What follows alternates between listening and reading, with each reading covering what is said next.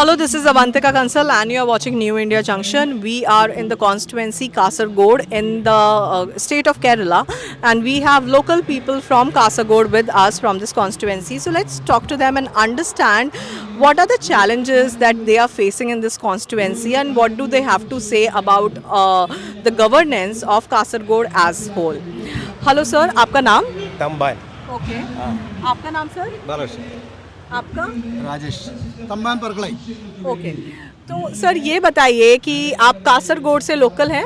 हाँ लोकल है। ठीक है, और अभी कासरगोड एज अ कॉन्स्टिट्यूएंसी आप इसके बारे में क्या कहना चाहेंगे? हमारा कासरगोड के बारे में अभी इधर एक अच्छा हॉस्पिटल नहीं है। हम लोग को कुछ बीमारी बड़ा बीमारी पड़ गया तो हम लोग मैंगलोर जाना पड़ता है, वो गाड़ी के लिए प्रॉब्लम आता है। इधर ग्राम वो विलेज का अंदर है, अच्छा रोड नहीं है। इधर पार्टी लोग आएगा, वो इतना साल करेगा बोलेगा, 5 साल का बाद फिर भी आएगा, लेकिन हम लोग को कुछ फ़ायदा नहीं है। गरीब लोग को कुछ फ़ायदा नहीं मिलता इधर। अभी हम लोग को डेवलप करना मांगता है इधर, इसलिए हम लोग का दिल में है चेंज होएगा, अच्छा है। सो किस तरीके का डेवलपमेंट आप चाहते हो? टूरिज्म के बारे में थोड़ा बताइए यहाँ पे। ये टूरिज्म है, एक बैकल फोर्ट है इधर काली, दूसरा जगह इधर कोई भी टूरिस्ट एरिया डेवलप नहीं होगा अभी तक। पहले है हम लोग का इधर हॉस्पिटल के लिए, हम लोग एक मेडिकल कॉलेज के लिए हम लोग इतना रहा, कुछ फ़ायदा नहीं मिला। तो आप किसको बोलना चाहेंगे कि किसकी वजह से फ़ायदा नहीं हो रहा है? वो इधर हम लोग केरला गवर्नमेंट को बोलता है, केरला गवर्नमेंट बोलता है अभी इधर नहीं है, इधर नहीं देता है, फिर कालीकट में देगा, फिर और ये दूसरा तरफ देता है। इधर कासरगोड में अभी इधर तक मेडिकल कॉलेज नहीं है। तो आपको क्या लगता है डेवलपमेंट कैसे हो सकता है यहाँ पे? अभी इधर वो चेंज होएगा, जो इधर का जो ये करता है वो चेंज होएगा तो हम लोग को मिलता है। हम लोग सोच रहा है क्या चेंज होगा? ये अभी जो इधर बरनागढ़ है ना, वो चेंज होएगा तो हम लोग मिलेगा सोच के। क्या what is he saying? He's saying that he's hoping that the ruling party will change and they will bring some changes in Kasargod which are beneficial to the middle class and poor people of Kasargod. Okay so आप बोल रहे हैं कि इस समय जो governance change होगी तो यहाँ पे चेंजेस आएंगे। आएगा सोच रहा हाँ, तो कासरगोड में इस समय कांग्रेस है 5 साल से। हाँ। तो 5 साल में क्या बदलाव आया कासरगोड में? वो 5 साल में थोड़ा जगह में रोड मिला है, छोटा एरिया में मिला है, लेकिन वो पूरा डेवलपमेंट नहीं आया। और आप क्या क्या चाहते हैं अदर देन, हाँ आपने एक मेडिकल कॉलेज बोला, उसके अलावा और क्या चाहते हैं? और अच्छा रोड मांगता है, टूरिस्ट मांगता है, ये हम लोग का दिल में है। ओके ओके, और कोई आप में से कोई बात करना चाहेगा हमसे? हाँ आप बताइए। मलयाളം मलयालम നിങ്ങൾക്ക് ഇതിനെക്കുറിച്ച് കാസർഗോഡിനെ കുറിച്ച് എന്തെങ്കിലും പറയാനുണ്ടോ? അവർ പറഞ്ഞു നാട്ടിലെ ഏറ്റവും പിന്നോക്കം, ഈ കേരളത്തിൽ തന്നെ പിന്നോക്കം നിൽക്കുന്ന ഒരു ജില്ലയാണ് കാസർഗോഡ്. പൊതുവേ ട്രാൻസ്ഫർ വരെ ഇവിടത്തേക്കാണ് ആളുകളെ മാറ്റിക്കൊണ്ടിരിക്കുന്നത്. ഇപ്പോൾ സെൻട്രൽ ഗവൺമെൻറ് സ്കീം, നമ്മളെ സമതലം പല കുന്നും പ്രദേശം ഉൾപ്പെടുന്ന പ്രദേശമാണ് കാസർഗോഡ് ജില്ല. ഒരുപാട് സാധ്യതയില്ല, വേസ്റ്റ് ലാൻഡൊക്കെ ഒരുപാടുള്ള സ്ഥലമാണ്. അപ്പോൾ സെൻട്രൽ ഗവൺമെൻറ്റിൻ്റെ പല സ്കീമുകൾക്കും നടപ്പിലാക്കിക്കൊണ്ടുവരാനും എൻഡോസൾഫാൻ പോലുള്ള ദുരിതങ്ങൾക്ക് അനുഭവിച്ചൊരു ജില്ലയാണ് കാസർഗോഡ് ജില്ല. അപ്പോൾ അതിൻ്റെ വികസനം ഇപ്പോൾ കിഴക്കനേരയ്ക്ക് മൈസൂർക്കൊക്കെ റെയിലിൻ്റെ ഒന്നും പരിപാടി ഇതുവരെ ആലോചിച്ചിട്ടേ ഇല്ല. ഇപ്പോൾ ഹൈവേയുടെ പണി സെൻട്രൽ ഗവൺമെൻറ് ഇടപെട്ടാൻ ഒരുപാട് നടക്കുകയാണ്, നല്ല വികസനത്തിന് തുടക്കം കുറിച്ചിട്ടുണ്ട്, പക്ഷേ അതൊന്നും പൂർത്തീകരിച്ചിട്ടില്ല എന്നുള്ളതാണ് സത്യം. ഇവിടുത്തെ ജനങ്ങളിപ്പോൾ പൊതുവേ ക്ലൈമറ്റ് പ്രശ്നങ്ങളെ കൊണ്ട് ബുദ്ധിമുട്ടുണ്ട്. അപ്പോൾ അതിനൊക്കെ സെൻട്രൽ ഗവൺമെൻറ്റിൻ്റെതായ ഒരു ഇടപെടൽ ഇതുവരെ ഉണ്ടായിട്ടില്ല. So what he's saying that Kasargod has been neglected since the beginning of the Kerala, and usually Kasargod is the dumpster for the government where the punishment transfers and other punishments are given and they are transferred to Kasargod. Also, the Kasargod has a lot of potential for tourism since it has lots of hilly areas and coastal areas, but the government has not implemented any tourism policies, and there are lots of wastelands in Kasargod, and the central government has introduced few schemes, but it has not yet reached Kasargod. Now, due to central government interference, the national highways are being developed, but it's getting somewhat slow, and we are really slow in the development process in Kasargod. Okay, so Kasargod is way behind than what it should be in terms of development. So how do you think this change can come in terms of development? കാസർഗോഡേക്ക് എങ്ങനെ മാറ്റങ്ങൾ വരാനുള്ള സാധ്യതയുണ്ട്? നമ്മൾ മുമ്പ് കണ്ടൊരു വികസനം എന്ന് പറയുന്നത് ഇവിടുന്ന് രാജ്യസഭയിലേക്ക് പോയ എം പിമാരുടെ ശ്രമഫലമായിട്ടാണ് റെയിൽവേ ഓവർ ബ്രിഡ്ജ് വരെ ഇവിടെ വന്നത്. അപ്പോൾ അതിൻ്റെ ഉദ്ഘാടനത്തിന് അവർ പീരീഡ് കഴിഞ്ഞപ്പോൾ മറ്റുള്ളവർ ഉദ്ഘാടനം നടത്തുന്ന പോലെ അവരെ ക്ഷണിച്ചൊരു സാധ്യത നമ്മൾ കാണുകയുണ്ടായി. അപ്പോൾ അത്തരത്തിലുള്ള ഇടപെടൽ ഈ BJPയുടെ MP മാർ പോയതുകൊണ്ടാണ് നമുക്കതിൻ്റെ ഗുണം ലഭിച്ചത്. അങ്ങനെ ഒരു പ്രത്യേകത കൂടിയുണ്ട്. പിന്നെ ഇപ്പോൾ ടൂറിസം നേരത്തെ പറഞ്ഞു, ടൂറിസം ഏരിയയിലൊക്കെ ഏറ്റവും കൂടുതൽ ഡെവലപ്മെൻറ്റ് സാധ്യതയുള്ളതാണ് നമ്മൾ കാസർഗോഡ്. അപ്പോൾ അത്തരത്തിൽ രാജ്യത്തിൻ്റെ ഭാരതത്തിൽ തന്നെ ഇപ്പോൾ ബേക്കൽ കോട്ട പോലുള്ള ഇത് നമ്മുടെ പ്രദേശത്തുണ്ട്, ഉയർത്തിപ്പിടിക്കാവുന്ന ഒരു മോണിറ്റോറിയമാണ്. അപ്പോൾ അത്തരത്തിലുള്ളൊരു വികസനത്തിനൊന്നും മുൻഗാമികൾ ശ്രമിച്ചിട്ടില്ല എന്നുള്ളതാണ് ഈ വർഷത്തെ ഒരു ഇത്. അതുപോലെ വളരെ കാലങ്ങളായിട്ടുള്ള ഒരു ആവശ്യമാണ് എയിംസ് സ്ഥാപിക്കണമെന്നത്. കേരളത്തിൽ സ്ഥാപിക്കുന്ന എയിംസ് തന്നെ കാസർഗോഡ് സ്ഥാപിക്കണം എന്നുള്ളത് വളരെ പഴക്കമുള്ള ഒരു ആവശ്യമാണ്. നമ്മളൊക്കെ ഇപ്പോൾ തൊട്ടടുത്തുള്ള മംഗലാപുരത്തിന് ചികിത്സാ സൗകര്യത്തിനൊക്കെ ആശ്രയിക്കുന്നത്, അതൊക്കെ നമുക്ക് കോസ്റ്റ്ലിയാണ്. നമ്മൾ ജില്ലയിൽ തന്നെ ഇപ്പോൾ പേരിന് അടുത്തൊരു മെഡിക്കൽ കോളേജ് തുടക്കം കുറിച്ചിട്ടുണ്ട്, പോലും അത് പൂർണ്ണമായി സജ്ജമായിട്ടില്ല. ജില്ലയിൽ ഒരു ന്യൂറോളജിസ്റ്റ് വരെ ഫുൾ ടൈം ഇല്ല എന്നതാണ് സത്യം. So recently we got a railway overbridge due to interference of some BJP MPs who went to Rajya Sabha, and that's the state of Kasaragod. The MPs who win here do not work a bit for us.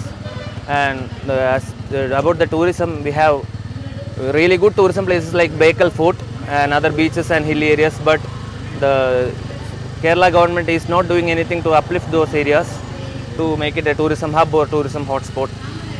Also, we have to depend on Karnataka or Karnataka, Mangalore, such areas for health and education and other purpose. It is really expensive to reach Mangalore and to come back. So, we are hoping to get a better healthcare situation in Kasaragod.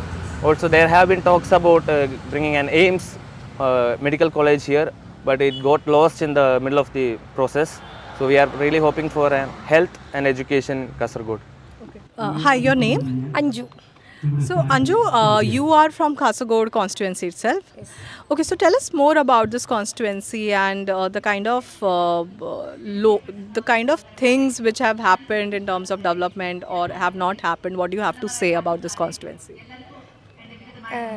ഇവിടെ 2010 ചീമേനിയിൽ IT പാർക്കിന് തറക്കല്ലിട്ടുവെങ്കിലും അതിപ്പോഴും അതേപോലെ തന്നെ കിടക്കുകയാണ്. അവിടെ ഒരു ഡെവലപ്മെൻറ്റ്സും അതിന് ശേഷം ഉണ്ടായിട്ടില്ല. അതുകൊണ്ട് തന്നെ ഇത്തരത്തിൽ പല ജോലി സംബന്ധമായിട്ട് ആളുകൾ പലതരത്തിൽ ബുദ്ധിമുട്ട് അനുഭവിക്കുന്നുണ്ട്. കാരണം അതായത് കേരളത്തിൽ തന്നെ പഠിച്ചവരായാലും പുറത്ത് തന്നെ പഠിച്ചവരായാലും പഠിച്ച് ഇവിടെ വരുന്ന സമയത്ത് അവർക്കിവിടെ ഇൻവെസ്റ്റ് ചെയ്യാനുള്ള ധൈര്യം ഇന്നില്ല. ഏതൊരു കാര്യം കൊണ്ട് മുന്നോട്ട് പോയി കഴിഞ്ഞാലും അത് ചുവപ്പ് നാടേ കിടക്കുകയാണ്. അതേപോലെ പിന്നെ മൈഗ്രേഷൻ കൂടുകയാണ്. യൂത്ത് ഇപ്പോൾ ഇവിടെ നിൽക്കാൻ താല്പര്യപ്പെടുന്നില്ല, അവർ ഇവിടെ ജോലി ചെയ്യാൻ ധൈര്യപ്പെടുന്നില്ല. അവർ വല്ല UK-ലും കാനഡ പോലുള്ള കൺട്രീസിലേക്ക് മൈഗ്രേറ്റ് ചെയ്ത് പോവുകയാണ് ജോലിയായി ബന്ധപ്പെട്ട്. ഇപ്പോൾ തന്നെ ഇവിടെയൊക്കെ മലയോര മേഖലകളിൽ വീടുകളിൽ ചെന്ന് നോക്കിക്കഴിഞ്ഞു കഴിഞ്ഞാൽ. So in 2010, the Kerala government initiated a IT park at Chimeni. They laid the foundation stone in 2010, but it's still just a foundation to stone and just a compound. There have been no further developments on that. And the youth of this Kasaragod do not have the confidence to study here and work here. They just go outside, study, complete their studies and migrate outside like UK, Canada and other countries. And the businessmen do not have the confidence to invest in Kasaragod, fearing the current government and their policies. Okay, so the students, they don't have this kind of confidence, and also the businessmen, but why is that so? എന്തുകൊണ്ടാണ് വിദ്യാർത്ഥികൾക്കും ബിസിനസ്സുകാർക്കും ഇവിടെ invest ചെയ്യാൻ ധൈര്യം കിട്ടാത്തത്? Mainly ഗവൺമെൻറ്റിൻ്റെ സപ്പോർട്ടില്ല. ഏതൊരു സംരംഭമായിട്ട് മുന്നോട്ട് പോയി കഴിഞ്ഞാലും നമ്മൾ ആദ്യത്തെ ഘടകം എന്ന് പറഞ്ഞാൽ ഗവൺമെൻറ്റിൻ്റെ എല്ലാ ക്രമങ്ങളും പൂർത്തിയാക്കുക എന്നുള്ളതാണ്. ആ ഭാഗത്ത് നിന്ന് അതെപ്പോഴും ആ ഫയലിൽ കുടുങ്ങിക്കിടക്കും, അത് മുന്നോട്ട് നീങ്ങില്ല. ഏതൊരു തരത്തിലും അതിനെ നല്ല രീതിയിൽ മുന്നോട്ടേക്ക് കൊണ്ടുപോകാൻ ഒരിക്കലും ഗവൺമെൻറ്റിൻ്റെ ഭാഗത്തു നിന്നുള്ള സപ്പോർട്ട് ഒരു കാര്യത്തിലും കിട്ടില്ല. അതാണ് മെയിൻ കാരണം. അതുമാത്രമല്ല ഇവിടെ പാർട്ടീസിൻ്റെ ഇടപെടൽ, തൊഴിലാളി പ്രശ്നങ്ങൾ വേണ്ടുന്ന രീതിയിൽ ഗവൺമെൻറ് അവരെ ഒന്നും സപ്പോർട്ട് ചെയ്ത് കൊടുക്കാണ്ട് ഒരു ഫേമും നല്ല രീതിയിൽ മുന്നോട്ട് പോവില്ല. അതാണ് മെയിൻ കാരണം. The main reason that the businessmen do not have the confidence to invest in Kasaragod is that they receive almost zero support from government. To initiate a business, the first step is getting approval from the local government bodies and other government sectors.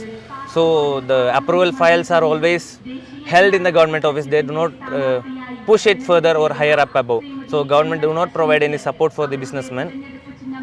And the business about the students, they do not since there are no business or startups in Kerala, the students do not have the confidence or the ability to work in Kasaragod. Okay, just last question. Why do you think government is not providing that kind of support which is required? എന്തുകൊണ്ടാണ് government ഇതേപോലെ support തരാത്ത ബിസിനസ്സിന് കാര്യങ്ങൾക്കും? Politics പറയുന്ന ആളുകൾ മാത്രമാണ് കൂടുതൽ. അവർ ഇപ്പോൾ ഇവിടെ കമ്മ്യൂണിസ്റ്റ് പാർട്ടിയാണ് ഭരിക്കുന്നതെങ്കിൽ കമ്മ്യൂണിസ്റ്റ് പാർട്ടി അവരെ ആൾക്കാരെ മാത്രമേ സംരക്ഷിക്കുന്നുള്ളൂ. ഇപ്പോൾ ഈയിടെ ഒരു 2010 ഒരു 3-4 വർഷങ്ങൾക്ക് മുന്നേ കേരള യൂണിവേഴ്സിറ്റിയിലുള്ള SFIൻ്റെ നേതാക്കന്മാർ PSC പോലീസ് ലിസ്റ്റിൽ ഉൾപ്പെട്ട ഒരു സംഭവം ഇവിടെ ഉണ്ടായി. അപ്പോൾ ഇവിടെ കാലങ്ങളായി PSC കോച്ചിങ്ങിനും ക്ലാസ്സിനും പോയി പഠിച്ച് ലിസ്റ്റിൽ ഉൾപ്പെടാൻ വേണ്ടി കഷ്ടപ്പെട്ട് നടക്കുന്ന സ്റ്റുഡൻസ് ഉണ്ട്, അല്ലെങ്കിൽ ആളുകളുണ്ട്. അപ്പോൾ അവർക്കൊന്നും പ്രോപ്പറായിട്ട് ചെയ്ത് മുന്നോട്ട് പോകുന്ന ആളുകളൊന്നും അല്ല അതിൽ ഉൾപ്പെട്ടത്.